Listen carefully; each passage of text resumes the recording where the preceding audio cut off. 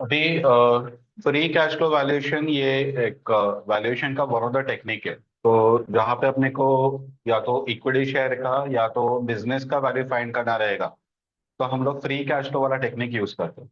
तो अपन valuation of goodwill and shares वाला टॉपिक पूरा डिटेल में कवर किया है।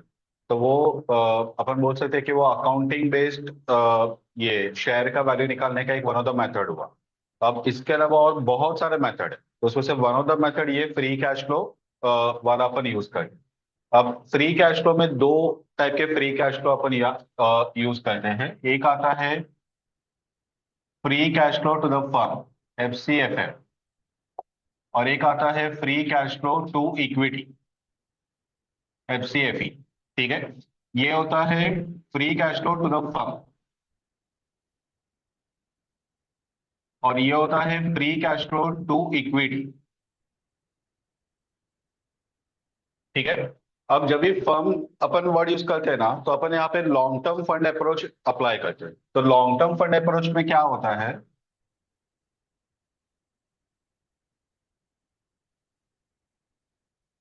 हम लोग यहाँ पे जो अपना लॉन्ग टर्म फंड्स है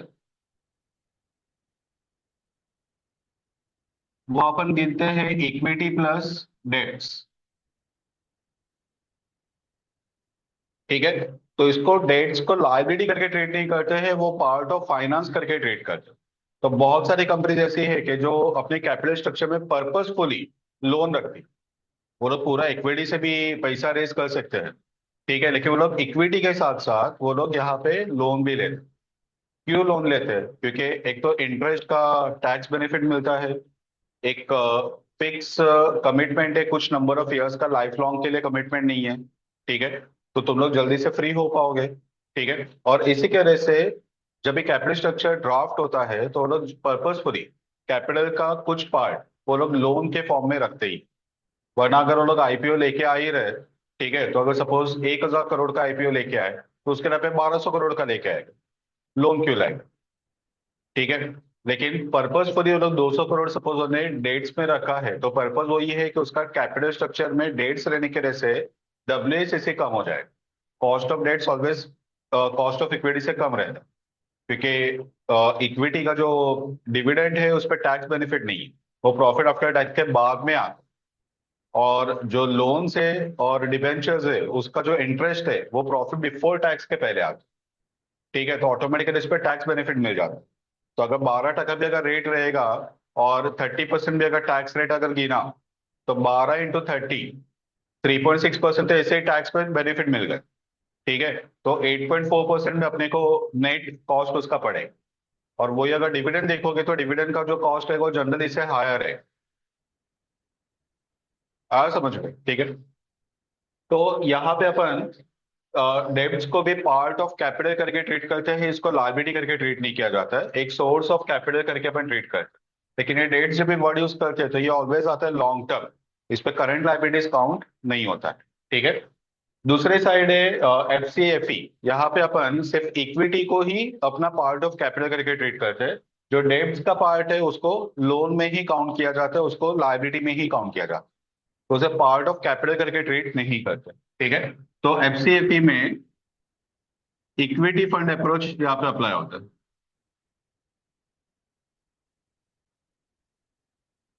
और इक्विटी फंड अप्रोच में जो अपना कैपिटल है वो सिर्फ आएगा फ्रॉम इक्विटी।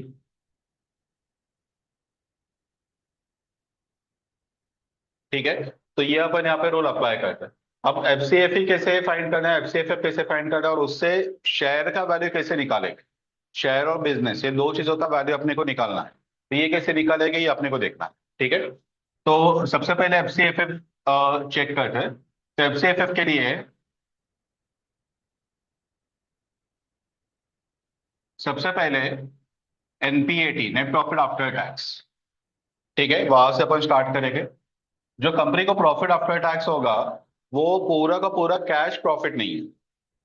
ठीक है, यहाँ पे इसका इसके नाम में ही कैश फ्लो है, तो अपने को कैश प्रॉफिट चाहिए, कैश फ्लो चाहिए, प्रॉफिट नहीं चाहिए। ठीक है, तो इसमें जो नॉन कैश वाला है वो ऐड कर लो।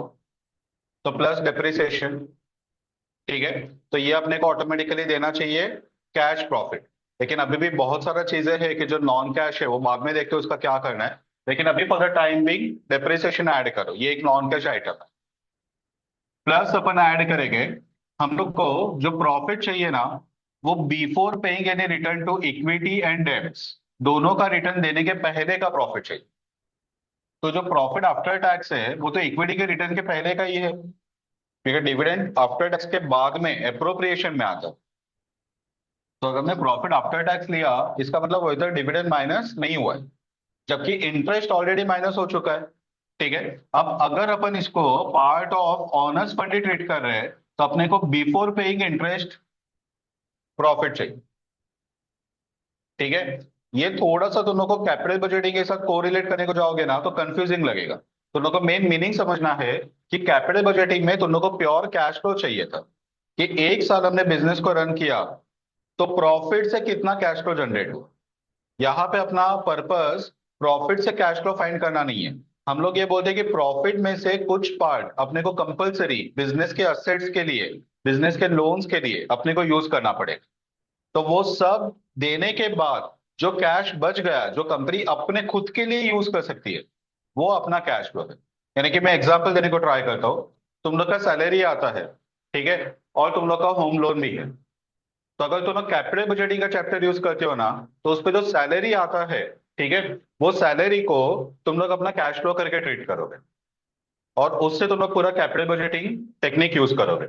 लेकिन अगर तुम लोग यहाँ पे एफसीएफएफ अप्लाई कर रहे हो ना, तो तुम लोग ऐसे बोलोगे कि वो जो सैलरी आएगा, वो सैलरी में से तुम लोग को होम लोन का ईएमआई तो पे करना ही पड़ेगा। तो वो पे करने के बाद जो कैश बचेगा वो ही तुम लोग अपने लिए यूज कर सकते। ठीक है। तो कैपिटल बजटिंग ये सब नहीं सोचता है। कैपिटल बजटिंग सिंपल बोलता है कि प्रॉफिट से कितना कैश फ्लो जनरेट हुआ वो बताओ। ठीक है। अब वो कैश फ्लो तो लोन रीपे करने के लिए यूज करो या कुछ भी करो, ठीक है, लोन रीपेमेंट में प्रिंसिपल अमाउंट पीएनएल में नहीं जाता है। पॉइंट आ रहा है समझ में? तो अगर दोनों प्रॉफिट से कैश फ्लो क्रिएट किया, तो उस पे ये जो फिक्स कमिटमेंट्स वगैरह है वो सब यहाँ पे कवर नहीं होता है। जबकि ये पूरे एंड तक अपने को सोचने को बोलता है। ये बोलता है कि जो कैश फ्लो जनरेट हुआ प्रॉफिट से, उसपे से तुम लोग को वर्किंग कैपिटल के लिए कुछ पैसा रखना पड़ेगा, तुम लोग को फिक्स्ड एसेट के लिए कुछ पैसा रखना पड़ेगा। उसके बाद में जो कैश फ्लो बच गया वो तुम लोग बिजनेस के लिए यूज कर सकते। ठीक है। तो ये इसका थिंकिंग थोड़ा सा और डिटेल्ड में है, तो जो कैपिटल बजटिंग है उसको यहाँ पे मिक्सअप मत करना। ठीक है। वो एकदम नैरो कंसेप्ट पे जा रहा है, ये एकदम ब्रॉडर कंसेप्ट पे जा रहा है। ठीक है। तो सबसे पहले ये ऐड किया जो अपन कैपिटल बजटिंग में भी कर रहे थे। तो अपने को कैश प्रॉफिट एक्सपेक्टेड मिलना चाहिए। हम लोग को ये दोनों का रिटर्न्स के पहले का प्रॉफिट चाहिए। तो इंटरेस्ट 1 - T, क्योंकि प्रॉफिट आफ्टर टैक्स लिया है तो इंटरेस्ट डायरेक्ट एब्सोल्यूट ऐड नहीं कर पाएंगे, 1 - T वाला ऐड करना पड़ेगा। तो इंटरेस्ट को ऐड किया। ठीक है। अब जो कैश फ्लो मिला अपने को, वो कैश फ्लो में से अपने को दो जगह पे पैसा ब्लॉक करना पड़ेगा। पहला, तुम लोग का वर्किंग कैपिटल जो है वो पार्ट ऑफ बिजनेस एक्टिविटी है। अब तो अगर तुमने बिजनेस को एक्सपांड किया, ठीक है, तो तुम्हारे कस्टमर्स बढ़ गए, तुमने ज्यादा क्रेडिट देना स्टार्ट किया, डेटर्स वगैरह बढ़ गया, स्टॉक वगैरह बढ़ गया, तो उस पर तुम्हारा पैसा कुछ ब्लॉक होगा। यानी कि जितना पैसा ब्लॉक होगा उतना तुम लोग अभी खुद के पर्पस के लिए यूज नहीं कर पाओगे। पॉइंट आ रहा है समझ में? यानी कि पहले सैलरी आ रहा था, ठीक है, और उसमें से तुम लोग अपने खुद के लिए 3 4 जोड़ी कपड़े रखते थे। तो तुम लोग का 3 4 जोड़ी कपड़े का ऑब्वियसली तुम लोग को पैसा इन्वेस्ट करके रखना ही पड़ेगा। बाद में सडनली तुम लोग का लाइफस्टाइल चेंज होगा, तुम लोग 10 12 जोड़ी कपड़ा अपने खुद के लिए रखने लगे, तो ऑटोमेटिकली सैलरी का एक पार्ट तुमको जो आगे का 4 में से 10 पे गए, यानी कि 6 जोड़ी तुमको कपड़ा और लेना पड़ेगा। ठीक है। तो वो जो पैसा ब्लॉक होगा वो बोलते ना कि अवॉइडेबल नहीं है। अगर तुम लोग ने वो लाइफस्टाइल एक्सेप्ट किया है तो तुम लोग को एवरी मंथ के पगार से तुम लोग को उतना पैसा साइड में रखना ही पड़े। वो तुम लोग अपने खुद के लिए यूज नहीं कर पाओ। समझ में आया? तो तुम लोग यहाँ पे लोगे चेंजेस इन वर्किंग कैपिटल। ठीक है। मैं वर्ड थोड़ा सा प्रॉपर यूज करता हूँ, इंक्रीज इन वर्किंग कैपिटल। अगर वर्किंग कैपिटल बढ़ेगा तो कैश बढ़ता है कि कम होता है? कैश कम होगा, क्योंकि वर्किंग कैपिटल पैसा ब्लॉक करता है। स्टॉक बढ़ेगा तो तुम लोग ने गुड्स खरीदा लेकिन उसका अभी तक सेल हुआ नहीं है, तो कैश इनफ्लो नहीं हुआ है, आउटफ्लो हो गया। डेटर्स, तुम लोग गुड्स बेच दिया, पैसा कलेक्ट नहीं हुआ है, यानी कि इनफ्लो अभी तक आया नहीं, तो तुम्हारा पैसा कोई और यूज कर। ठीक है, तो वर्किंग कैपिटल बढ़ेगा तो तुम लोग का कैश कम होगा। कैश फ्लो में अपन ये करते थे, याद रहेगा तो। ठीक है, करंट एसेट बढ़ेगा तो अपन माइनस करते, और करंट लाइबिलिटी बढ़ेगा तो अपन प्लस कर देते। तो करंट लाइबिलिटी में सेम रूल था, इंक्रीज होगा तो ऐड, डिक्रीज होगा तो लेस। लेकिन ये करंट एसेट में अपोजिट था, अगर इंक्रीज होगा तो लेस और डिक्रीज होगा तो ऐड। ठीक है, तो ये चेंजेस इन वर्किंग कैपिटल ये अपन प्लस माइनस करेंगे। अगर वर्किंग कैपिटल डिक्रीज हुआ, जनरली ऐसा कभी देते ही नहीं है, लेकिन अगर डिक्रीज हुआ तो ऐड करेंगे, इंक्रीज हुआ तो लेस करें, ऑपोजिट। ठीक है, इसके अलावा कैपिटल स्पेंडिंग।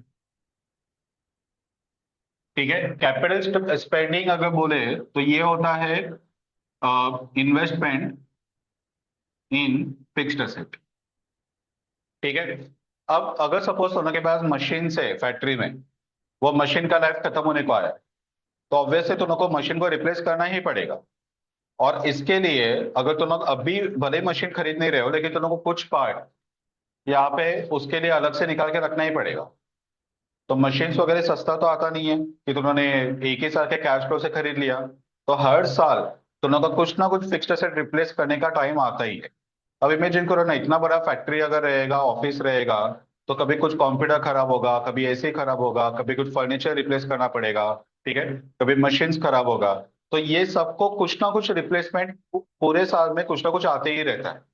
ठीक है, तो तुम लोग जितना भी फिक्स्ड एसेट है उसको रिप्लेस करोगे तो उतना कैश तुम्हारा उधर कंपलसरी डालना पड़ेगा। और फिक्स्ड एसेट को रिप्लेस किए बिना कंपनी को नहीं चला सकते। मशीन से नहीं रहेगा तो प्रोडक्शन कहाँ से होगा। ठीक है, अगर ऑफिस में फर्नीचर नहीं है तो स्मूथ वर्किंग कैसे होगा। वो थोड़ी नीचे बैठ के काम करेगा, एम्प्लॉयज को फर्नीचर चाहिए या नहीं चाहिए, कॉम्पिटेंस चाहिए, उसके बिना वो लोग काम नहीं कर पाएंगे। ठीक है, तो ये जो भी फिक्स्ड एसेट्स है, ये इंक्रीज इंक्रीज बोला तो लास्ट ईयर के कंपेयर में ये बार अगर फिक्स्ड एसेट बढ़ गया तो हमने नया खरीदा, तो उसको अपन बोलेंगे इन्वेस्टमेंट इन फिक्स्ड एसेट, या फिर ऐसे लिख देते हैं इन्वेस्टमेंट यानी कि increase in fixed asset. Last year के कंपेयर में अभी कितना और नया फिक्स्ड एसेट खरीदा, तो वो भी अपन माइनस करेंगे। तो ये जो फाइनल आंसर आएगा इसको बोलेंगे एफसीएफएफ। ठीक है, तो एफसीएफएफ का भी पर्पस क्या है, वापस एक बार ध्यान से सुनो।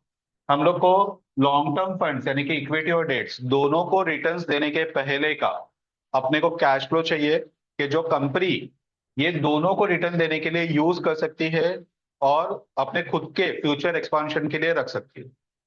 ठीक है, तो हमने प्रॉफिट लिया, प्रॉफिट में डेप्रिसिएशन नॉन कैश आइटम है, इसके लिए हमने उसको ऐड किया।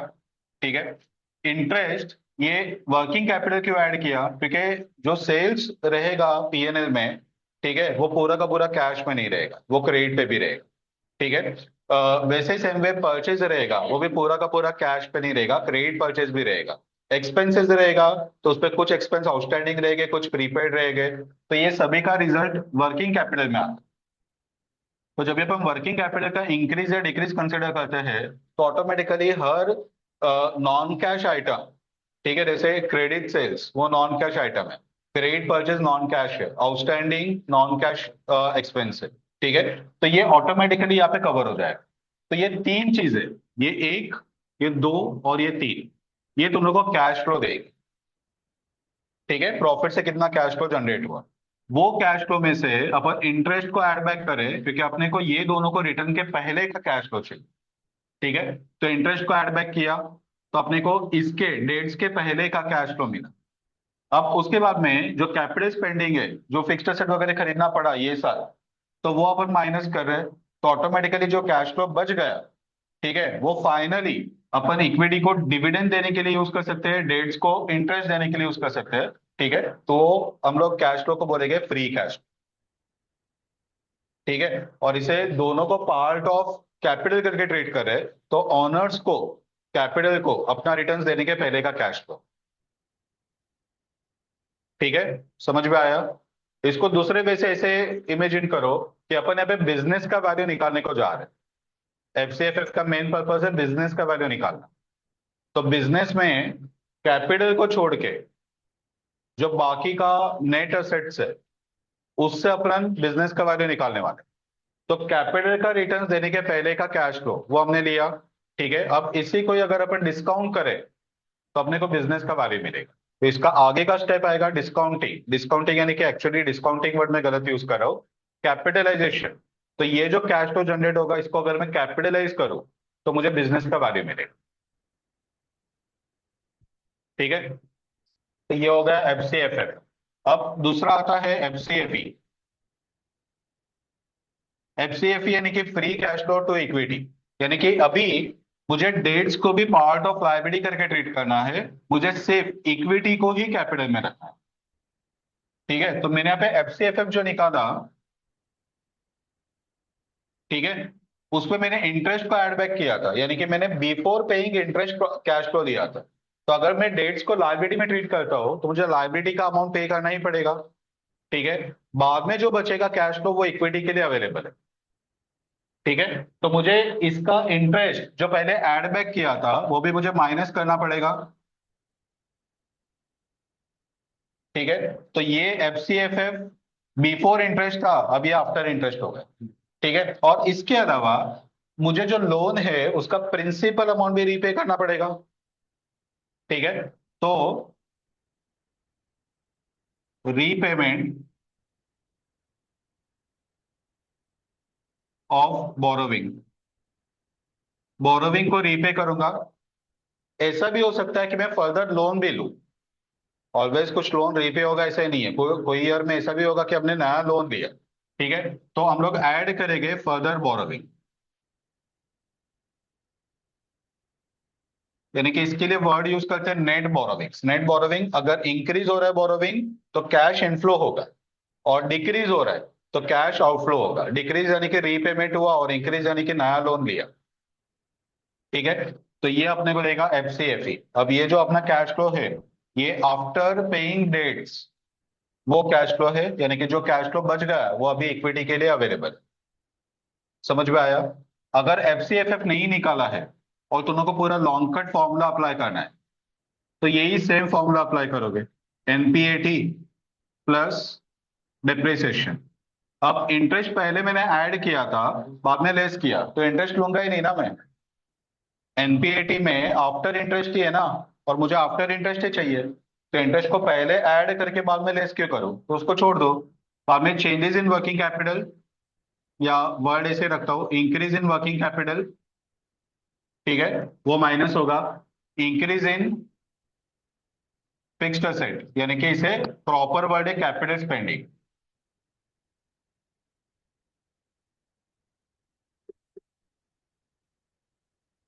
ठीक है, ये माइनस होगा। और उसके अलावा मैं जो लोन लूंगा वो लोन का प्लस माइनस। नया लोन लिया तो ऐड करो, और लोन रीपे किया तो माइनस करो। तो फर्दर लोन टेकन, ये प्लस होगा, और लोन रीपेड ये माइनस होगा। तो ये दोनों को देगा एफ सी एफ ई। हाँ, अगर वो बेचा तो फिर अपन ऐड करेगा, उतना कैश फ्लो फ्री हुआ। लेकिन जनरली वो कैसे होता है, मीन्स वो टेम्पररी ऐसा होता है कि हम लोग कुछ असेट को बेचते हैं लेकिन उसको इमीडिएटली रिप्लेस भी करना पड़ता है। क्योंकि असेट बेचा और सामने नया असेट खरीदा ही नहीं तो प्रोडक्शन कैसे हो।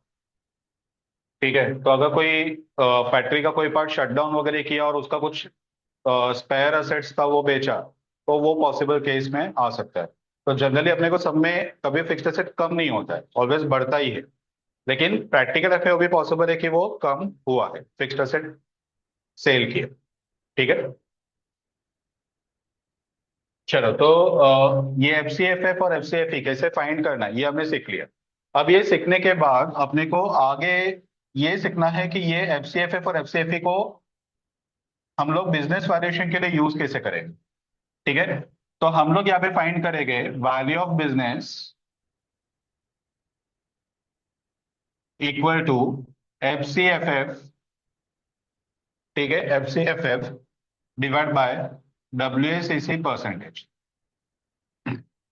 F C F F divide by W S C C percentage. तो वैल्यू बिजनेस के लिए पहला हम लोग लेते हैं capitalised value. Of F C F F. ठीक है, तो वो आता है F C F F divide by W S C percentage. अब थोड़ा सा मैं बैकग्राउंड में लेके जाता हूँ। ये फॉर्मूला जो अपना ये था, K equal to D one upon P zero. ठीक है, तो P zero equal to D one upon K E होता है। ठीक है, अब ये शेयर का वैल्यू निकालने के लिए फॉर्मूला है। तो जब ये बिजनेस का वैल्यू निकालना है तो डिविडेंड के जगह पे दोनों पूरे कंपनी का कैश फ्लो लो। तो वो कैश फ्लो आ जाएगा एफ सी एफ एफ। तो F C F F one, यानी कि नेक्स्ट ईयर का चाहिए। ठीक है, divide by P, sorry divide by K E. अब शेयर का कॉस्ट ऑफ कैपिटल बोला तो के ई होता है, तो बिजनेस का कॉस्ट ऑफ कैपिटल बोला तो डब्ल्यू एस सी होगा। क्योंकि यहाँ पे अपन कैपिटल में ये दोनों को कैपिटल का ही पार्ट गिन रहे हैं। तो यहाँ पे जो कॉस्ट ऑफ कैपिटल आएगा वो डब्ल्यू एस सी बनेगा। तो डब्ल्यू एस सी, ठीक है, तो ये अपना फॉर्मूला बनता है। तो F C F F one divide by W S C percentage. Generally अपने को जो भी फ्री कैश तो अपन फाइंड करते हैं वो करंट ईयर का ही देते हैं, तो वन का देते नहीं है, इसके लिए मैं वन यहाँ पे लिखा नहीं। बाकी वो जो भी दिया है वही अपना cash flow, free cash flow है, और उसी को ही कैपिटलाइज करके तुम लोग बिजनेस का वैल्यू फाइंड करो। ठीक है, तो ये एक टेक्निक है। दूसरा टेक्निक तुम लोग को बोलेंगे discounted future F C F F. तो हम लोग को आगे के 3-4 साल का कैश फ्लोज दिया रहेगा। ठीक है, यानी कि जनरली अपने को फर्स्ट ईयर का फाइंड करना रहेगा। तो ईयर 1, 2, 3, 4 सपोज। तो एफ सी एफ एफ पहले साल का अपन फाइंड करेगा ये फॉर्मूला अप्लाई करके। बाद में उन्होंने बोला रहेगा कि एवरी ईयर 5% से ग्रो होगा वगैरह। ठीक है, तो तुम लोग को आगे के ईयर्स का मिल जाएगा। बाद में एफ सी एफ एफ को डब्ल्यू एस सी से डिस्काउंट किया जाता है। यानी कि एफ सी एफ एफ जब भी रहेगा तभी डब्ल्यू एस सी यूज करना है, के यूज नहीं करना है। ठीक है, तो अपन यहाँ पे डब्ल्यू एस सी लेंगे as a present value factor. ठीक है, तो वो जो प्रेजेंट वैल्यू फैक्टर है वो अप्लाई करो, तो तुम लोग को मिलेगा कॉस्ट, यानी कि ये मिलेगा वैल्यू, वैल्यू ऑफ बिजनेस। जो प्रेजेंट वैल्यू आएगा, ठीक है, वो आएगा वैल्यू ऑफ बिजनेस। तो ये दो टेक्निक जनरली अपन यूज करेंगे। और ये डिस्काउंटेड फ्यूचर कैश फ्लोज में अलग अलग, सब में अलग अलग सिचुएशन रहेगा। कुछ सब में ऐसा रहेगा कि फिक्स ग्रोथ रहेगा। ठीक है, कि एवरी ईयर 5% से ग्रो होगा। कुछ समय फ्लक्चुएटिंग ग्रोथ रहेगा। जब फ्लक्चुएटिंग ग्रोथ रहेगा तो हम लोग को ये टेक्निक यूज करना है। ठीक है, तो ये वाला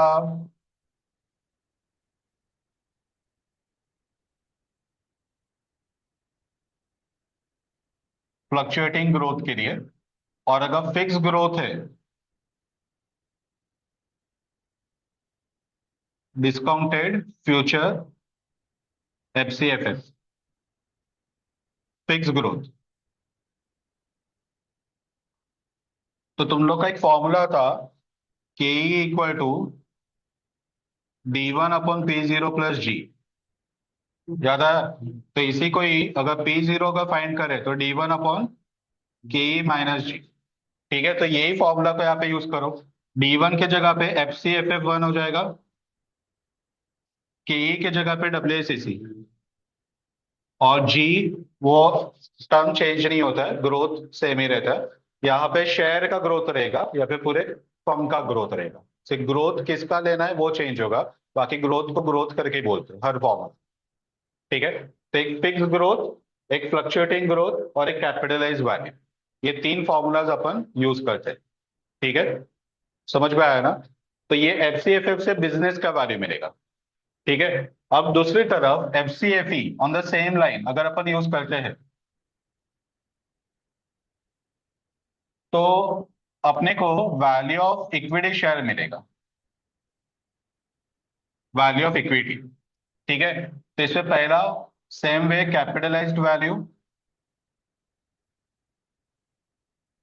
तो एफ सी एफ ई डिवाइड बाय।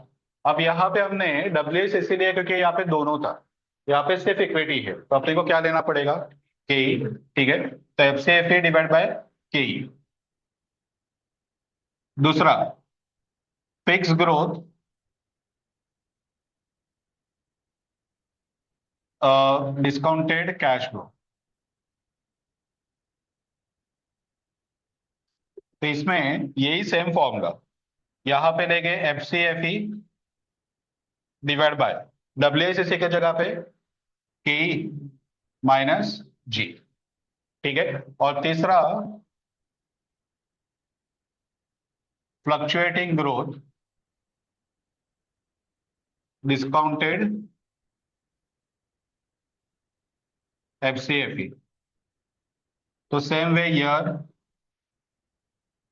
ठीक है। एफ सी एफ ई पहले साल का फाइंड करेंगे, आगे का ग्रोथ वगैरह सब दिया रहेगा। यहाँ पे प्रेजेंट वैल्यू फैक्टर के ई वाला आएगा। ठीक है। तो वो अपन लेंगे, तो अपने को मिलेगा value of business, value of equity sorry.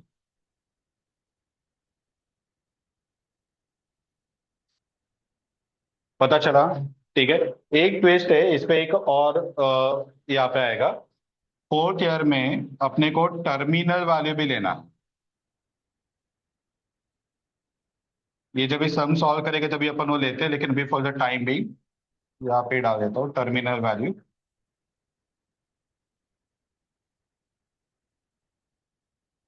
Okay. अब स्टोरी यहाँ पे खत्म नहीं हो रहा है, थोड़ा सा पार्ट और बाकी है। अब ये जो अपने को वैल्यू ऑफ इक्विटी मिला ना, ये तो पूरे फर्म का इक्विटी का वैल्यू है, अपने को एक शेयर का वैल्यू फाइंड करना है। तो यहाँ पे अपन क्या करेंगे, value per share equal to value of equity divide by number of equity share. ठीक है। तो ये तीनों में से जो भी फॉर्मूला अप्लाई किया तो उनको वैल्यू ऑफ इक्विटी मिला। वो वैल्यू ऑफ इक्विटी को नंबर ऑफ शेयर से डिवाइड करो, वैल्यू पर शेयर मिलेगा। अब यहाँ पे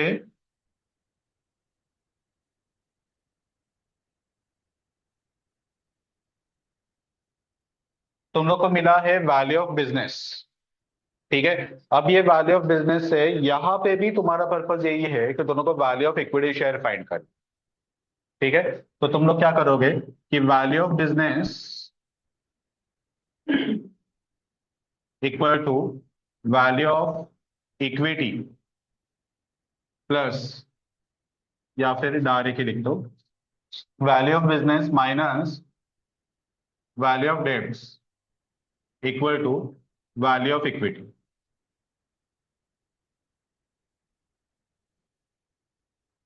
पूरे बिजनेस का जो वैल्यू मिला वो बिजनेस पर दो एलिमेंट है, इक्विटी और डेट्स। तो डेट्स का वैल्यू अगर माइनस कर दिया तो वैल्यू बचेगा, वो बचेगा इक्विटी का। ठीक है। अब ये वैल्यू यूज करके हम लोग फाइंड करेंगे वैल्यू पर इक्विटी शेयर। तो value per equity share equal to value of equity divide by number of equity share.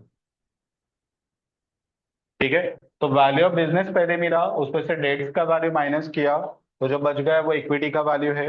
वो इक्विटी के वैल्यू को divide by number of equity share किया तो दोनों को वैल्यू पर शेयर मिला। अब तो उन्होंने एक ही कंपनी का सेम ईयर का प्रॉफिट यूज करके दो और अलग फॉर्मूला अप्लाई किया, एफ सी एफ एफ और एफ सी एफ ई, और तूने वैल्यू पर शेयर निकाला। लेकिन ये दोनों मेथड में जो आंसर आएगा वैल्यू पर शेयर वो डिफरेंट आएगा, वो सेम नहीं है। क्योंकि यहाँ पे अपन डब्ल्यू एस सी से डिस्काउंट किया था, वहां पे के से डिस्काउंट किया था। ठीक है। यहाँ पे repayment of principal amount consider हुआ है एफ सी एफ ई में। एफ सी एफ एफ में repayment of principal amount consider नहीं हुआ है, सिर्फ इंटरेस्ट कंसिडर हुआ। ठीक है। तो ये सब फैक्टर्स को कंसिडर करने के बाद जो वैल्यू मिलेगा वो ऑब्वियसली डिफरेंट मिलेगा, वो सेम नहीं मिलेगा। ठीक है। तो पहले तुम लोग को क्या करना है, ये दो फॉर्मूला लिखना है। ठीक है। ये फॉर्मूला लिखने के बाद में चार्ट बनाओ, एफ सी एफ और एफ सी एफ ई, और वो चार्ट को नीचे कंटिन्यू करो वैल्यू पर शेयर तक लेके जाओ। ठीक है।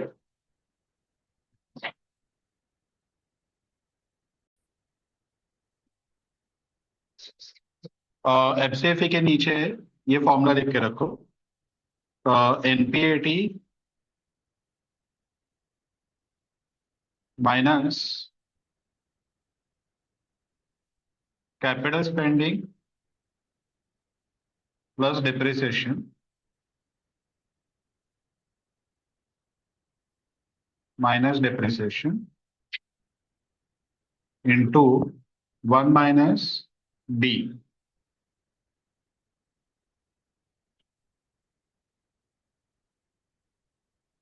Minus net borrowings, sorry, changes increase in working capital into 1 minus.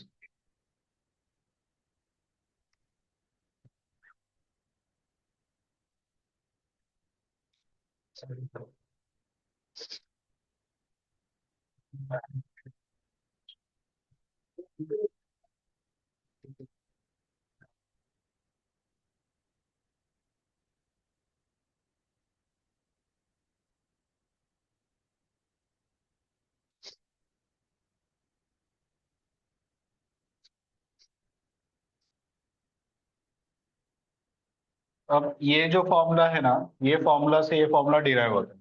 तो कुछ समय ऐसे रहेगा जहाँ पे वो लोग अपने को बोरोविंग्स का अमाउंट वगैरह सब बताएंगे नहीं कि ये सबने नया बोरोविंग कितना लिया या फिर कितना बोरोविंग्स रीपे किया। ठीक है। तो वो लोग अपने को प्रपोर्शन बताएंगे कि इक्विटी और डेट्स का प्रपोर्शन कितना है। तो फॉर एग्जाम्पल 40% डेट्स और 60% इक्विटी है। ठीक है। तो जो भी अपन नया असेट खरीदेंगे, वो असेट में से 60% इक्विटी से फाइनेंस होगा, 40% डेट से फाइनेंस होगा। यानी कि वो फाइनेंस करने के लिए नया लोन लेंगे अपन, तो वो ऐड होगा।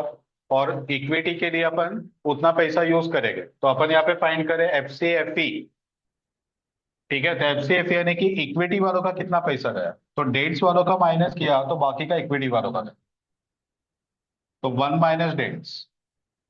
ठीक है। और वैसे ही जो वर्किंग कैपिटल अपना बढ़ गया, ठीक है, वर्किंग कैपिटल इंक्रीज हुआ, वो वर्किंग कैपिटल में भी डेट्स का फाइनेंस माइनस किया तो ऑटोमेटिकली बाकी का आएगा फाइनेंस थ्रू इक्विटी। ठीक है। तो 1 - डेट्स। और ये ब्रैकेट में माइनस क्यों कर रहे हैं, क्योंकि जब ये ब्रैकेट को ओपन किया तो कैपिटल स्पेंडिंग माइनस हो जाएगा, और minus minus plus depreciation plus हो जाएगा। ठीक है। तो ये डिप्रिसिएशन को इसके साथ हमने ब्रैकेट के अंदर ले लिया, तो साइन बाहर माइनस है, इसके लिए माइनस का प्लस हो गया और ये प्लस का माइनस हो गया। ब्रैकेट ओपन करने के बाद में ऑटोमेटिकली साइन बराबर आ जाता है। समझ में आया। तो ये एक फॉर्मूला खुद सब में अपन यूज करेंगे जहाँ पे स्पेसिफिक ऐसा इंफॉर्मेशन दिया रहे, प्रोपोर्शन वगैरह दिया रहे, तो वहां पे ये फॉर्मूला यूज हो। ठीक है।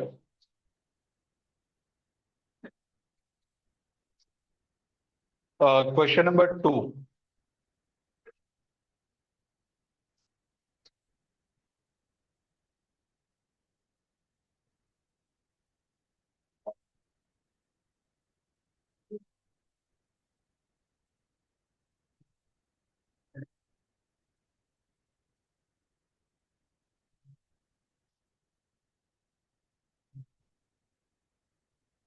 देखो question number 2, assume that the following data are given for a company: sales 1 lakh, cost 75,000, depreciation 20,000, tax 35%, changes in net working capital। अब जब भी changes in net working capital देगा ना, तो एजम्पशन ये रहेगा कि ये इंक्रीज दिया, डिक्रीज रहेगा तो लोग इन्फॉर्म करेंगे, बाकी चेंज बोला तो इंक्रीज ही चेंज एज्यूम कर। तो ये increase in working capital, changes in capital spending, again ये नया फिक्स्ड एसेट खरीदा, वो अपने को बता रहे। यानी कि चेंज में डिक्रीज भी आ सकता है, लेकिन जब ये वर्ड यूज होता है कैपिटल स्पेंडिंग, यानी कि हमने पैसा स्पेंड किया है, तो वो चेंज बोला तो वो इंक्रीज ही होगा। ठीक है। यानी कि further investment in fixed asset, वैसे ही अपने को ट्रीट करना है। फाइंड FCFF पहला। Second point, if in the above example, if interest of 1,000 is given and the company resort to net borrowing of 5,000 in a year, find FCFE। ठीक है। तो हमने जो FCFF निकाला रहेगा, जस्ट उसी में ये प्लस माइनस कर लिया तो FCFE मिल जाए। आया समझ में। ठीक है।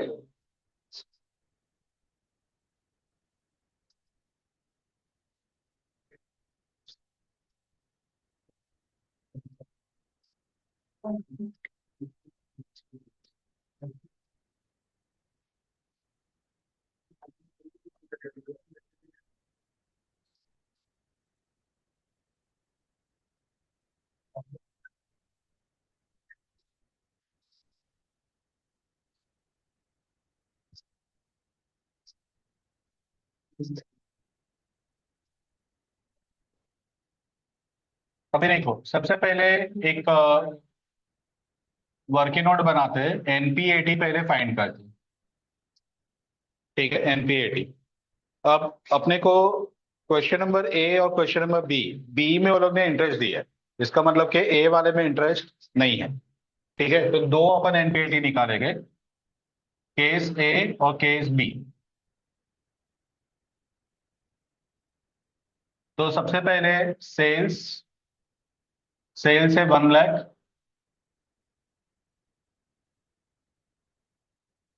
लेस कॉस्ट 75,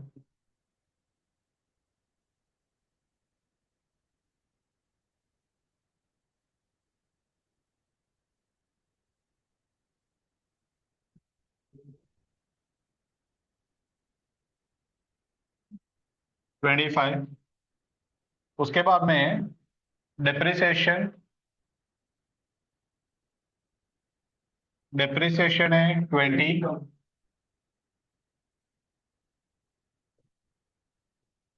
इसके अलावा इंटरेस्ट,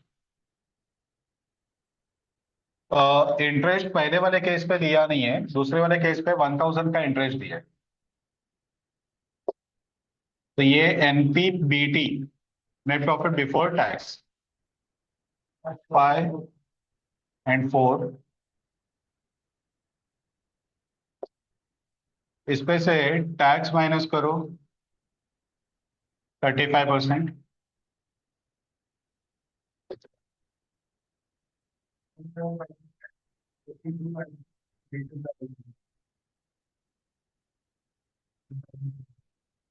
1000। ये एनपीएटी।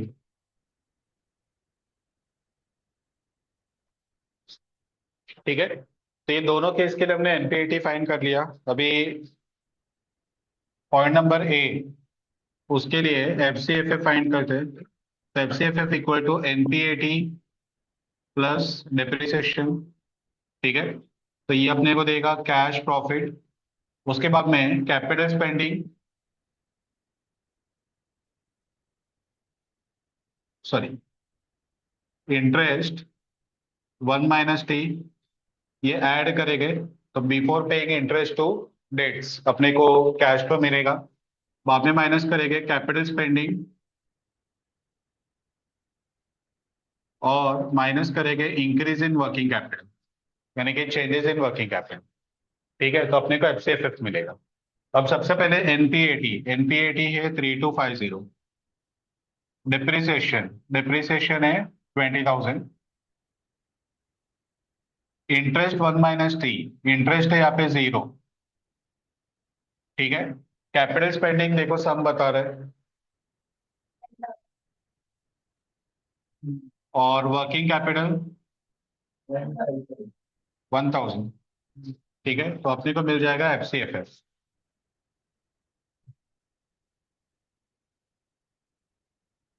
12,250।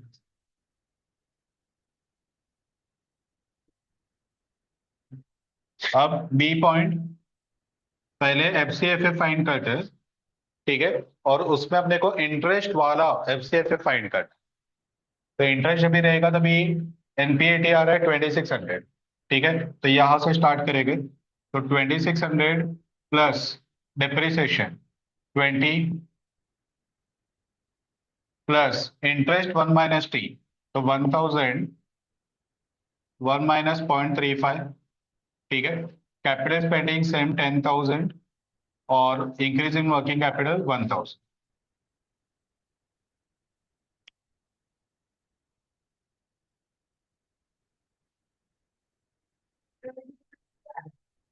सेम आ रहा है। क्यों सेम आ रहा है? क्योंकि पहले में हमने इंटरेस्ट लिया ही नहीं, और दूसरे में इंटरेस्ट लेने के बाद उसको ऐड बैक कर दिया, तो इफेक्ट तो वैसे भी इंटरेस्ट का गया ही ना।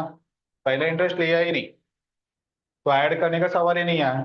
और दूसरे में हमने इंटरेस्ट को लिया और बाद में ऐड किया। ठीक है, तो इफेक्ट उसका नलीफाई हो ही गया, इंटरेस्ट आया ही नहीं। ठीक है, तो 12,250। अब ये F C F F use करके अपने को एफ सी एफ ई फाइंड करना है। तो एफ सी एफ ई कैसे मिलेगा? तो एफ सी एफ एफ,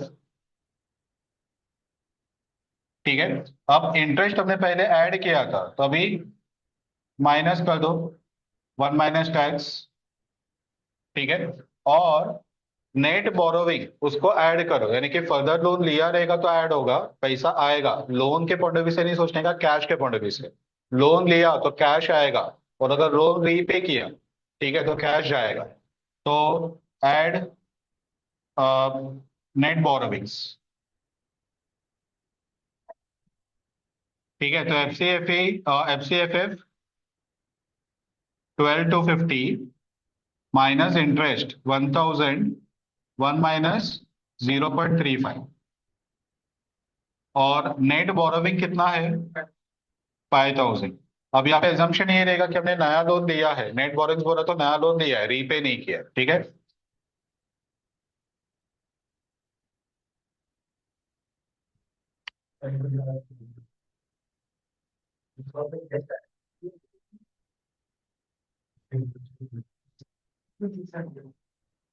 16।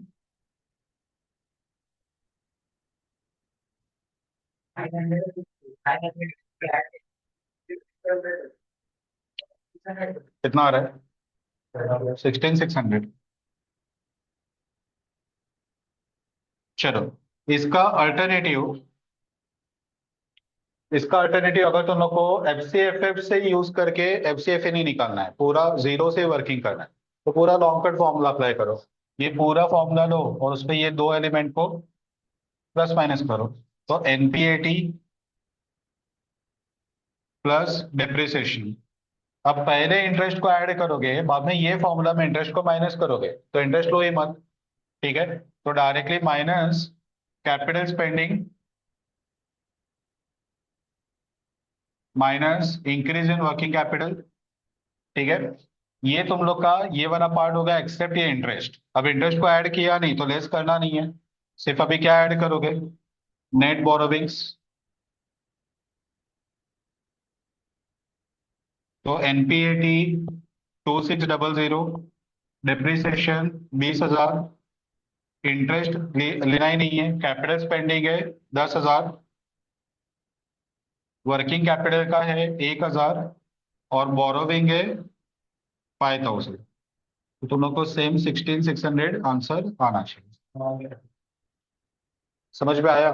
तो उन्होंने ये फॉर्मूला में जो कैलकुलेशन है वही नंबर को आगे यूज करके ये दो प्लस माइनस किए, और हमने ये फॉर्मूला में वो प्लस माइनस करने की जगह पे ये फॉर्मूला से स्टार्ट, एट द एंड दोनों सेम ही है। ठीक है, तो ये एफ सी एफ ई और एफ सी एफ एफ। अगर यहाँ पे भी तुम लोग को एफ सी एफ ई निकालना है, ये वाले केस के लिए पूछा नहीं है, लेकिन अगर निकालना है तो तुम लोग क्या करोगे? ये 12,250 में, ठीक है, सिर्फ जो बोरोविंग वाला पार्ट है वो तुम लोग को प्लस करना पड़ेगा 5,000, और इंटरेस्ट को माइनस करना पड़ेगा। तो ये 12,250 -1 +5, यानी कि आंसर तो वही रहेगा। इसके लिए केस ए के लिए अलग से फाइंड नहीं किया, क्योंकि इंटरेस्ट वैसे भी अपन उसका इफेक्ट निकाल ही लेते।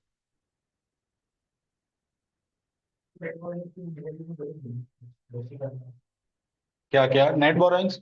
या तो नेगेटिव में देगा, या तो वो लोग बोलेंगे कि लोन रीपेड, बोरोविंग्स रीपेड।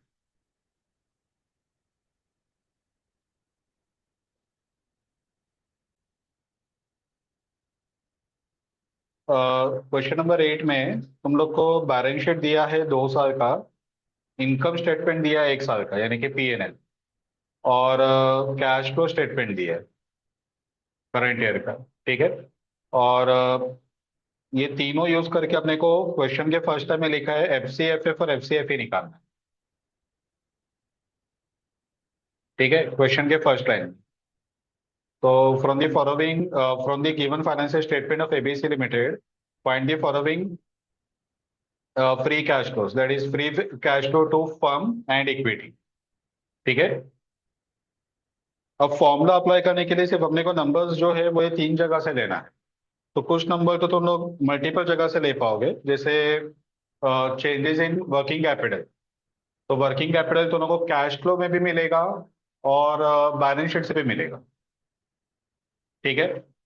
वैसे नेट बोरोविंग्स जो दोनों को यहाँ पे चाहिए, नेट बोरोविंग्स, वो दोनों को बैलेंस शीट से मिल पाएगा और उसके अलावा दोनों को कैश फ्लो से भी मिलेगा। ठीक है। तो मल्टीपल सोर्सेज है, तो दोनों कोई भी सोर्स से यहाँ पे ले सकते हो। सम का प्रॉब्लम ये है कि ये जो सोर्सेज में नंबर्स है वो मिसमैच है। तो नंबर्स कहाँ से लेना है वो दोनों को थोड़ा याद करना पड़ेगा। ये श्रीधर जो ऑथर है उनके बुक से ये सब मॉड्यूल में लिया गया है। तो श्रीधर के ओरिजिनल सब में ही ये मिस्टेक रहेगा, तो सेम मिस्टेक वाला सब मॉड्यूल में आया। ठीक है। चलो, तो पहला FCFF, NPAT प्लस डिप्रिसिएशन। तुम लोग बताओ आगे। Interest 1 - T, capital spending, increase in working capital. ठीक है। चलो, NPAT, PNL में देखो NPAT मिलेगा।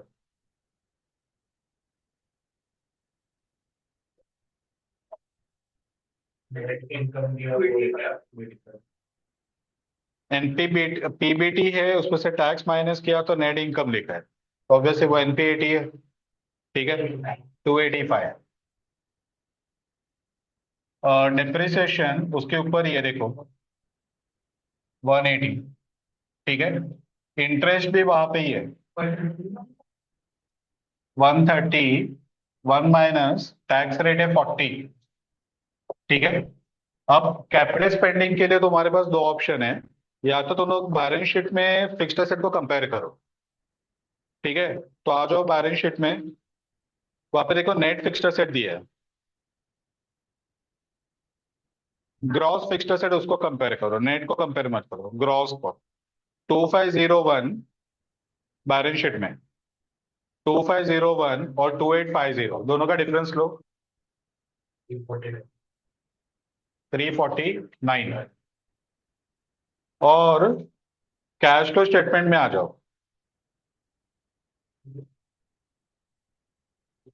कैश फ्लो स्टेटमेंट आ गए। उस पर देखो इन्वेस्टिंग एक्टिविटी में दोनों को मिलेगा परचेज ऑफ फिक्स्ड एसेट 349। समझा। और क्योंकि तुम लोग को कैश फ्लो आता है, ये एज्यूम कर सकते हैं अपन, क्योंकि सिलेबस में था। ठीक है। इसके लिए ये दो सोर्सेस दोनों को पता चलेगा। चलो, तो 349 ये हो गया कैपिटल स्पेंडिंग। अब increase in working capital, again इसके दो सोर्सेज है। एक बैलेंस शीट से कंपेयर कर सकते हैं, या तो कैश फ्लो में चेंजेस इन वर्किंग कैपिटल रहता है, बराबर, कैश फ्लो में। अब मैं जानबूझ के ना ये कैश फ्लो से लेने को बोल रहा हूँ, क्योंकि यहाँ पे जैसे मैंने बोला कि बैलेंस शीट और कैश फ्लो उसमें मिसमैच है। ठीक है। तो मिसमैच क्या है वो बाद में बताता हूँ, अभी for the time being solution खत्म करते हैं। तो कैश फ्लो में ऑपरेटिंग एक्टिविटी में आ जाओ। वहां पे देखो changes in working capital operating activity में दिख रहा है हेडिंग, उसके नीचे देखो अकाउंट्स रिसीवेबल -39 है, इन्वेंट्री -44 है, अकाउंट्स पेएबल 22 पॉजिटिव है, और accrued taxes and expenses positive में है 23। अब कैश फ्लो में रूल क्या रहता है कि अगर करंट एसेट बढ़ेगा तो अपन माइनस कर दें, करंट एसेट अगर कम होगा तो अपन प्लस कर दें, करंट लायबिलिटी इंक्रीज होगा तो प्लस होता है, और करंट लायबिलिटी डिक्रीज होगा तो माइनस होता है। ठीक है। तो अभी देखो पहला अकाउंट्स रिसीवेबल माइनस किया है, माइनस किया नहीं कि वो इंक्रीज हुआ रहेगा कि डिक्रीज हुआ रहेगा, इंक्रीज हुआ रहेगा। कैश फ्लो में अपन ये रूल अप्लाई करते हैं, कैश फ्लो में अगर माइनस किया है तो वो करंट एसेट इंक्रीज वाला माइनस करेगा कि डिक्रीज वाला माइनस करेगा, इंक्रीज वाला माइनस करेगा, यानी कि अकाउंट्स रिसीवेबल इंक्रीज हुआ रहेगा। तुम लोग पहले तो ये याद करो, कैश फ्लो में करंट एसेट अगर बढ़ेगा तो क्या करते हैं, तो माइनस करते हैं। तो यहाँ पे माइनस किया है, माइनस किया है यानी क्या हुआ है, वो इंक्रीज हुआ है ना, इसीलिए माइनस किया है। समझा। तो अकाउंट्स रिसीवेबल ये इंक्रीज हुआ है कितना अमाउंट, 39। उसके बाद में इन्वेंट्री, अगेन करंट असेट है। यहाँ पे कैश फ्लो में क्या किया है, लेस किया यानी कि इंक्रीज हुआ रहेगा कितना, 44। उसके बाद में अकाउंट्स पेएबल, अकाउंट्स पेएबल यानी कि करंट लायबिलिटी इंक्रीज होगा तो ऐड करेंगे, डिक्रीज होगा तो लेस करेंगे। तो यहाँ पे उन्होंने क्या किया है, ऐड किया है, यानी कि ये क्या हुआ है, इंक्रीज कितना, 22। उसके बाद में अक्रूड टैक्सेस एंड एक्सपेंसेस, ये भी ऐड किया है यानी कि इंक्रीज हुआ है। अब पिक्चर यहाँ पे खत्म नहीं होता है अभी, ये एक्चुअली हुआ क्या, ये चार अकाउंट में वो हम लोग को पता चला। अब इसका इफेक्ट वर्किंग कैपिटल के ऊपर क्या हो रहा है ये अपने को सोचना है।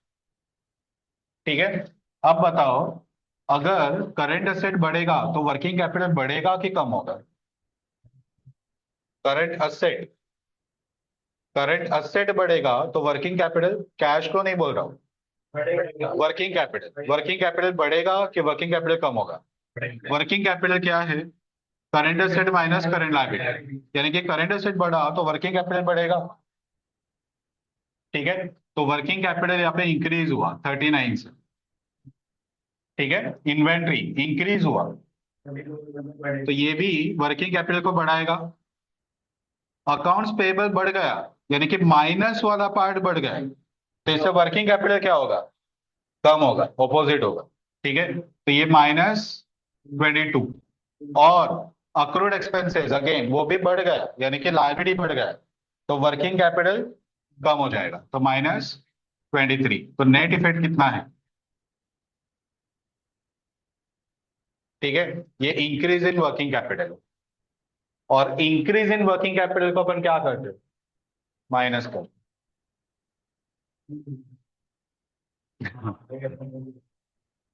पता चला। तो इंक्रीज इन वर्किंग कैपिटल के लिए 39 प्लस 44 -22 -23, ये अकाउंट्स रिसीवेबल, ये इन्वेंट्री, ये अकाउंट्स पेएबल, और ये अक्रूड एक्सपेंसेस।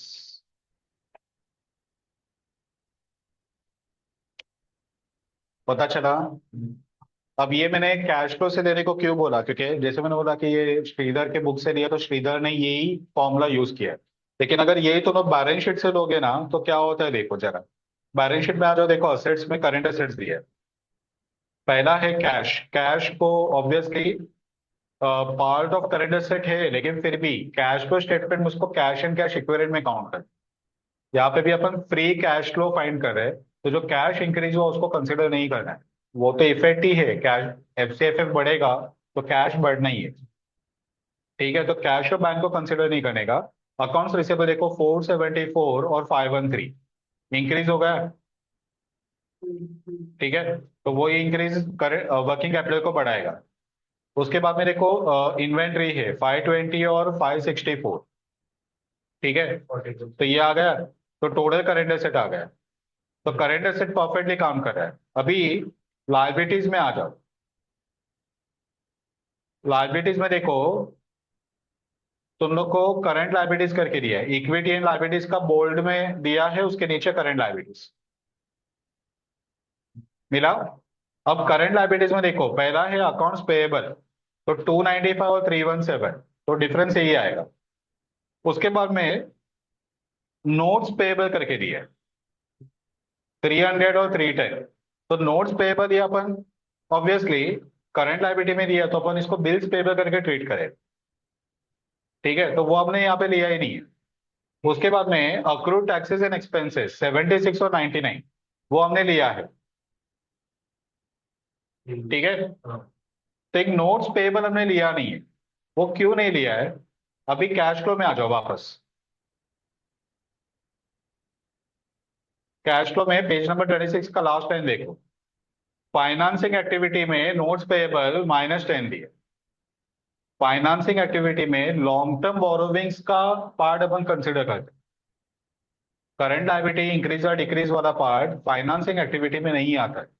फाइनेंसिंग एक्टिविटी में related to equity share, preference share and long term borrowings, ये तीन चीजें अपन कवर करते हैं।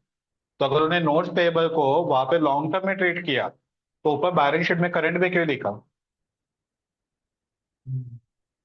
अगर वो करंट है तो ऑपरेटिंग एक्टिविटी में चेंजेस इन वर्किंग कैपिटल में जाएगा, और अगर वो करंट नहीं है, करंट लायबिलिटी में काउंट नहीं हो रहा है, तो बैलेंस शीट में और करंट लायबिलिटी में लिखने का रीजन क्या है? तो दोनों में से एक जगह पे गलत है, या तो कैश फ्लो गलत है या तो बैलेंस शीट गलत है। ठीक है, तो अगर तूने बैलेंस शीट से नंबर लिया तो तुम उसको चेंजेस इन वर्किंग कैपिटल में कंसिडर कर लो, तो एफसीएफएफ चेंज होगा।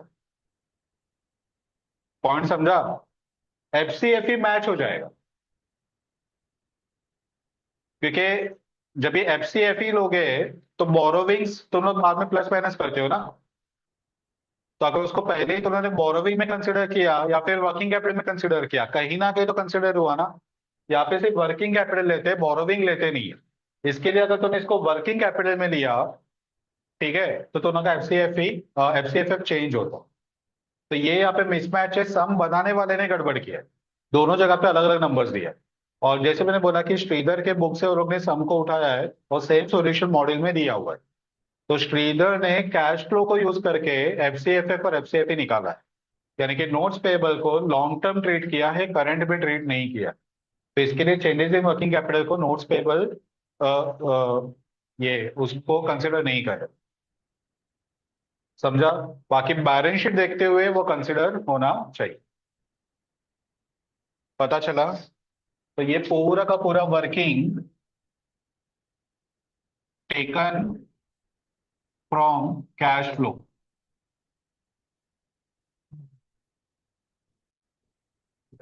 क्लियर है? समझा ना? एक मिस्टेक है, सम बनाने में मिस्टेक है, उस पर अपन कुछ भी नहीं कर सकते। तो तुम लोग को भी याद कर लेना है कि ये जब ये इतना बड़ा सम आएगा, साइज देख के तुम समझ जाओ। तो ये बड़ा सम जब भी आएगा तभी वो लोग को मीन्स तुम लोग को answer cash flow statement use करके देना, बैलेंस शीट से लेना नहीं। ठीक है, तो चलो बताओ कितना आ रहा है फाइनली।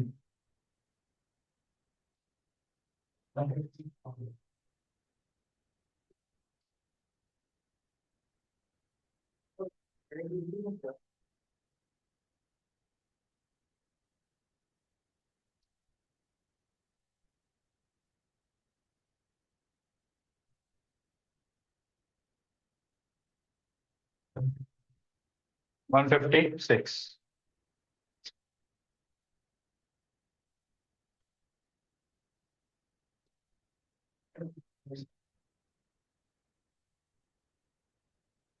चलो अभी नेक्स्ट, एफ सी एफ ई।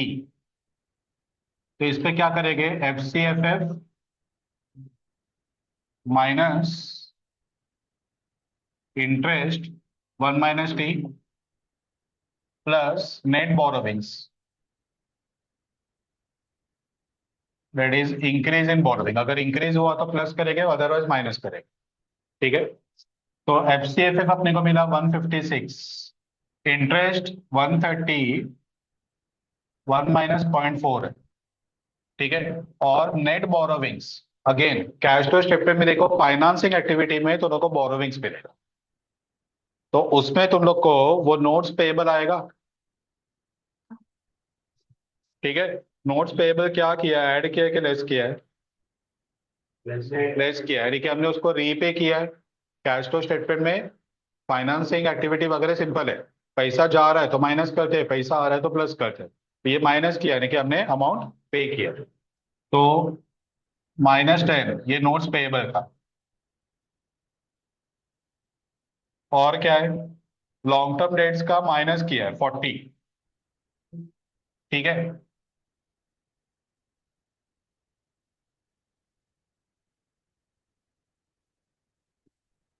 उसके बाद में क्या है? डिविडेंड पेड है, वो नहीं आएगा। ठीक है, तो ये लोन से रिलेटेड, ये दोनों रीपे हुआ है, यानी कि यहाँ पे डिक्रीज इन बोरोविंग है, इंक्रीज के जगह पर। ठीक है, तो नेट इफेक्ट क्या होगा? 156, 130, 0.4 यानी कि 78 -50। ठीक है, बाहर आएगा तो माइनस हो जाएगा 1/28।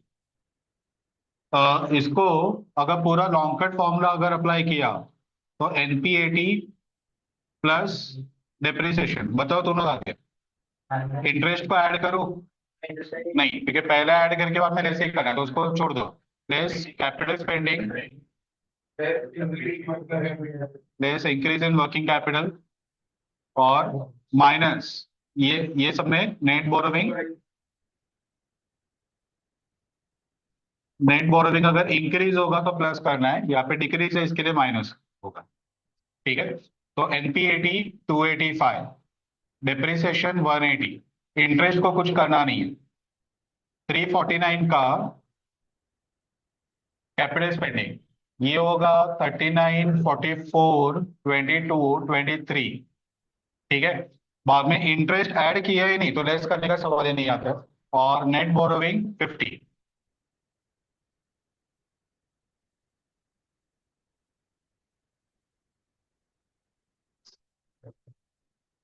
पता चला, 4 लाइन का आंसर और क्वेश्चन 1.5 पेज का। हाँ,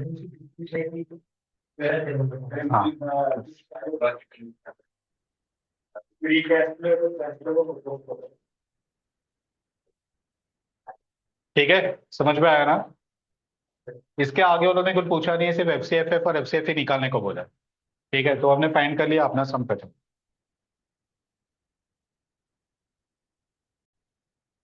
क्वेश्चन नंबर 16 देखो।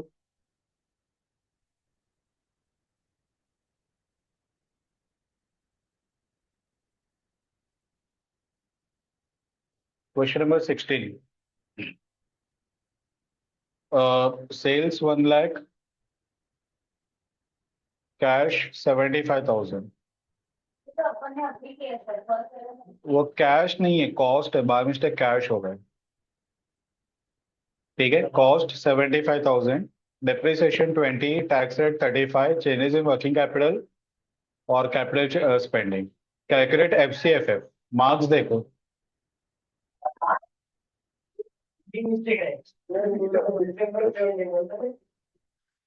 8 मार्क के लिए। और हमने जो सम किया उसमें तो FCFF और FCFE दोनों निकाला, 2 केसेस थे इसमें, तो 2 केस भी निकाल दिया, सिर्फ एक ही FCFF निकाला। ठीक है, तो 8 मार्क का सम।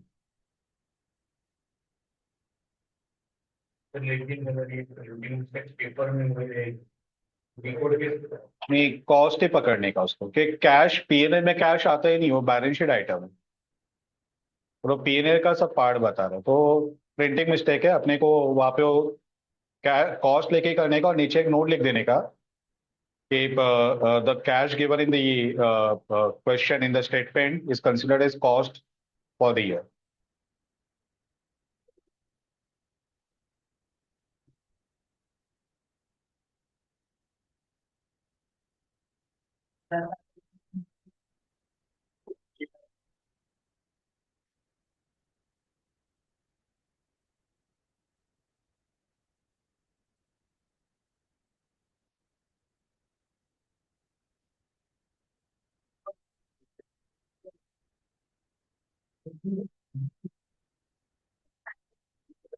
Question number 1, question number 1, calculate value of stock. अभी अभी तक जो हमने दो सम सॉल्व किया उसमें हमने FCFF और FCFE कैसे कैलकुलेट करना है ये पार्ट सीखा। अब वो कैलकुलेट करने के बाद में उसका आगे यूज, जैसे वैल्यू ऑफ शेयर वगैरह फाइंड करना है या वैल्यू ऑफ बिजनेस वगैरह फाइंड करना है, उसके लिए अपन ये यूज करेंगे। तो यहाँ पे बोला है कि तुम लोग को शेयर का वैल्यू निकालना। ठीक है, अब जब ये शेयर का वैल्यू निकाला रहता है ना, तो पहला प्रायोरिटी जनरली अपन FCFE को देते हैं। ठीक है, FCFE से अपने को value of equity share directly मिलता है, तो वो पहला प्रायोरिटी FCFE को ही देते हैं। अगर वो FCFF के थ्रू अगर रहेगा तो सम ऑटोमेटिकली वो ही सबसे ड्राफ्ट हुआ रहेगा कि पहले वो लोग बोलेंगे FCFF फाइंड करो, बाद में वो लोग बोलेंगे कि value of equity share find करो। तो समझ जाने का कि वो लोग FCFE के जगह पे FCFF को यूज करके वैल्यू निकालने को बोल रहे हैं, और उस पर डेट्स वगैरह का सब वैल्यूज सब दिया रहेगा सब में। तो समझ जानेगा कि वो लोग वो रूट यूज करने को बोल रहे हैं। ठीक है। तो यहाँ पे अभी देखते हैं क्या होता है। अर्निंग पर शेयर ईपीएस दिया है। ठीक है, earnings per share, capital expenditure per share, depreciation per share, changes in working capital per share, debts financing 25%, earnings, capital expenditure, depreciation, working capital are all expected to grow at 6% per year. The beta for the stock is 0.9. Treasury bond rate is 7.5%. Premium of 5.5% is used for market. पूरा भयानक लग रहा है ना। तो last के line से तो दोनों को क्लिक होगा, सीएपीएम अप्लाई होगा। तो उन्होंने बीटा दिया है 0.9। ठीक है, ट्रेजरी बॉन्ड का रेट दिया है 7.5, ये आर एफ होगा। और 5.5% मार्केट का प्रीमियम दिया, यानी कि R M minus R F, वो 5.5। ठीक है, तो अपने को मिलेगा केई। अगर केई मिला तो अपन एफ सी एफ एफ निकालेंगे कि एफ सी एफ ई निकालेगा? एफ सी एफ ई निकालेंगे। समझ में आया? तो एफ सी एफ ई अपने को अप्लाई करना है। अब अर्निंग्स पर शेयर दिया है, capital spending, depreciation, working capital, सब कुछ पर शेयर में दिया है। ठीक है, अगर ये पर शेयर में दिया, ठीक है, तो अपन पहले क्या करते हैं कि पहले टोटल अमाउंट लेते हैं, तो अपने को वैल्यू ऑफ इक्विटी मिलता है, divide by number of share करते हैं तो वैल्यू पर शेयर मिलता है। तो यहाँ पे डायरेक्टली अपने को वैल्यू पर शेयर ही मिलेगा ना, क्योंकि नंबर ऑफ शेयर दिया नहीं है तो अपन टोटल अमाउंट निकाल ही नहीं पाएंगे। समझ में आया? तो अर्निंग्स पर शेयर का formula, earning profit after tax minus preference dividend divide by number of share. Preference share ये चैप्टर में देंगे ही नहीं। ठीक है, और दिया तो भी स्पेसिफिक इंफॉर्मेशन दिया रहेगा कि प्रेफरेंस शेयर है। अगर कुछ नहीं बोला तो प्रेफरेंस शेयर नहीं है, तो प्रेफरेंस डिविडेंड जीरो। तो profit after tax divide by number of share दिया है, बाकी सब भी divide by number of share करके ही पर शेयर में ही दिया है, तो अपन डायरेक्टली वैल्यू ऑफ इक्विटी ही फाइंड करेगा। समझ में आया? अब यहाँ पे जब भी अपन एफसीएफी का फॉर्मूला अप्लाई करते हैं ना, तो उस पे नेट बोरोविंग्स प्लस माइनस होता है। वो नेट बोरोविंग्स यहाँ पे सब में दिया हुआ नहीं है, एब्सोल्यूट नंबर्स में नहीं दिया है, वो अपने को प्रपोर्शन में दिया है, 25% डेट फाइनेंसिंग। देखो, लेकिन अमाउंट कितना वो देना चाहिए ना, उसके बिना, अमाउंट के बिना परसेंटेज में अपन ये कैसे रह गए, बाकी सब अमाउंट में है। तो डेट फाइनेंस भी अमाउंट में रहना चाहिए, वो अमाउंट दिया नहीं। तो ये केस में जब भी ऐसा रहेगा ना, तो लोग ये वाला फॉर्मूला अप्लाई करोगे।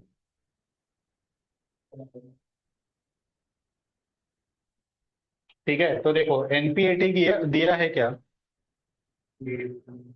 Earning per share, that is nothing but NPAT, पर शेयर में दिया है। कैपिटल स्पेंडिंग दिया है क्या? डेप्रिसिएशन दिया है।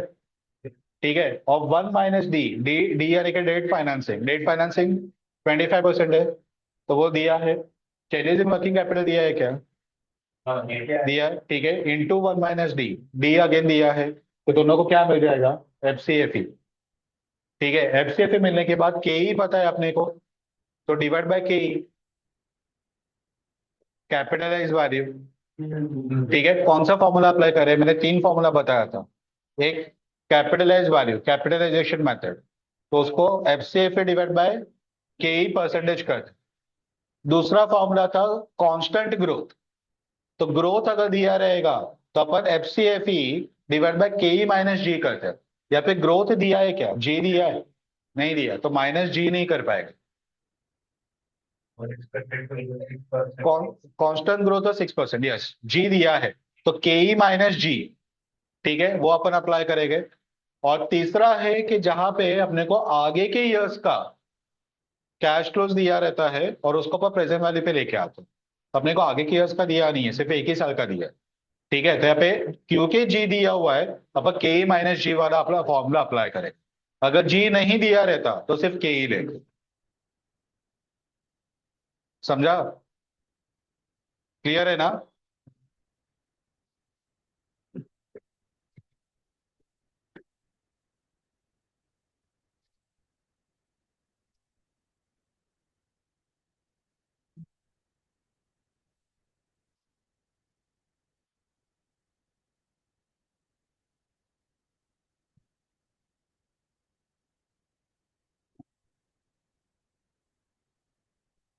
तुम लोग को फॉर्मूला याद रहे, इसके लिए मैं बार बार फॉर्मूला लिख रहा हूँ, तुम लोग को पूछ रहा हूँ, तो तुम लोग को याद करके बोलना है, देख के नहीं बोलना है। ठीक है। चलो तो अभी F C F E equal to NPAT. ठीक है। हाँ, 1 - डी वाला, minus capital spending minus depreciation into 1 - D minus changes in working capital. Changes बोला तो increase in working capital into 1 - D. अब क्योंकि 1 - डी पहले ले लिया है तो ये पार्ट ऑटोमेटिकली कंसिडर हो जाता है, और इंटरेस्ट पहले ऐड किया रहेगा तो माइनस करते। हम लोग डायरेक्टली पूरा फुल पेज फॉर्मूला ही ले रहे हैं, तो इंटरेस्ट लेते ही नहीं है अपन। एफ सी एफ एफ से गए तो इंटरेस्ट माइनस करना पड़ेगा। अगर तुम लोग एनपैड से जाओगे तो इंटरेस्ट को प्लस माइनस नहीं करना है, तो हम लोग एनपैड से जा रहे हैं। समझा? एफ सी एफ एफ में वो पहले ऐड हुआ था, इसके लिए भी माइनस कर रहे हैं। एनपैड में पहले माइनस हुआ है तो ऐड किया ही नहीं, तो लेस करने का सवाल आता ही नहीं।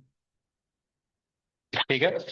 चलो अभी एनपैड के जगह पे अपन क्या लेंगे? ईपीएस। ठीक है, ईपीएस बताओ। Minus capital spending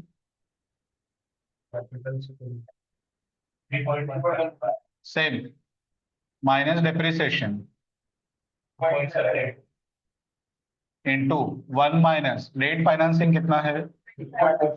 0.25 minus changes in working capital into 1 - 0.25। ठीक है, चेंजेस बोलो तो अपन इंक्रीज है ऑलवेज एज्यूम करते।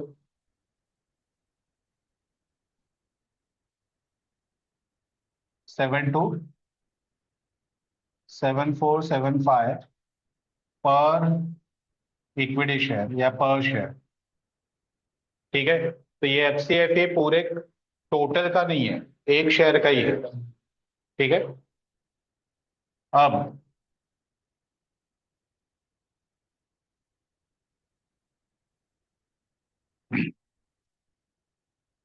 के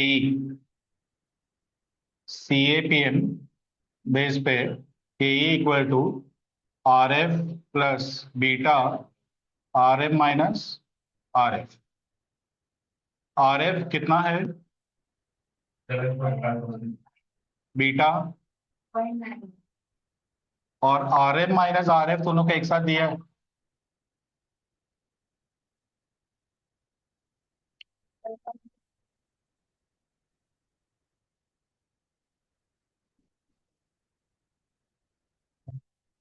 4975।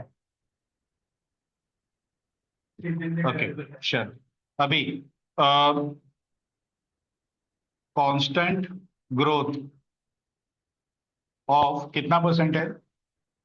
6% is given, hence value per share is calculated using constant growth model. ठीक है, तो value per share equal to F C F E divide by K E minus जी।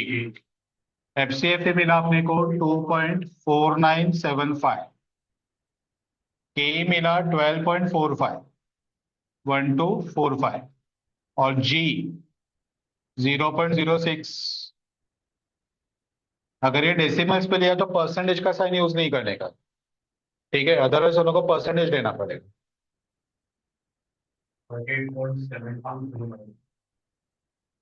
7209, तो 72 ही लेते। ठीक है, एक शेयर का वैल्यू 38.72। इस पे सिर्फ एक ही डिफरेंस आएगा, अगर सपोज ये सब कुछ टोटल अमाउंट दिया है, पर शेयर नहीं दिया है, तो ये जो टोटल अमाउंट आएगा ना वही दोनों पहले यहाँ पे यूज करो, डिवाइड बाय के माइनस जी सेम, तो दोनों को ये टोटल वैल्यू मिलेगा। और उसको divide by number of share करके वैल्यू पर शेयर में। क्लियर है?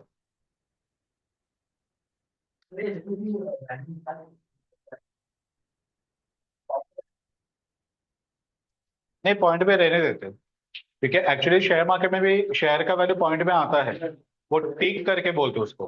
तो कुछ कंपनीज का टिक है वो 0.1 रहता है, यानी कि 38.1 38.2 वैसे होगा, 1.5 वगैरह नहीं होगा।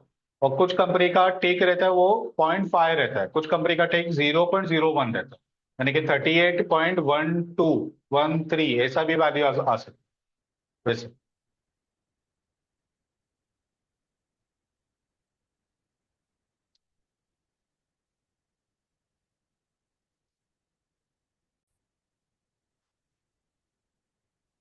ये वाला सम देखो जस्ट, क्वेश्चन नंबर 14।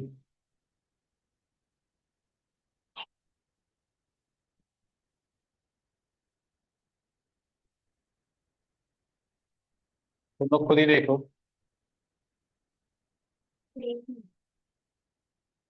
समय 6 मार्क के लिए, बस इतना सा आंसर। हाँ जी। ठीक है, चलो तो आज के लिए बस करते हैं।